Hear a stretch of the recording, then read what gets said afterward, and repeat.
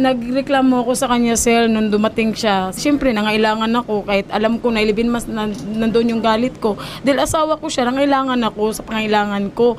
Yeah, boy. Tapos sabi ko, bakit ang lambot? Sabi ko, dapat nga matigas to Bunganga mo! Ang katwiran niya, sir, siyempre, pagod ako, wala akong pahinga. Sabi ko, hindi naman to ganito Kung wala kang, tapos ang itim-itim mo pa, parang galing ka sa bundok, bumaba.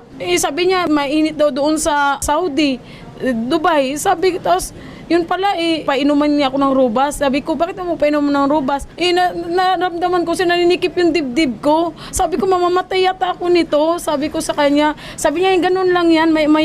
Sabi niya, inom lang daw ako ng tubig. Sabi niya, murah-murahin lang daw nabili niya, sir, kasi 100 ang yata o 100 mahigit. Sabi niya, yan. Mas extreme yun. Ewan ko, sir. Basta uminom po ako, sir. Tapos, ang ginawa Ba't ko... kita pinainom para?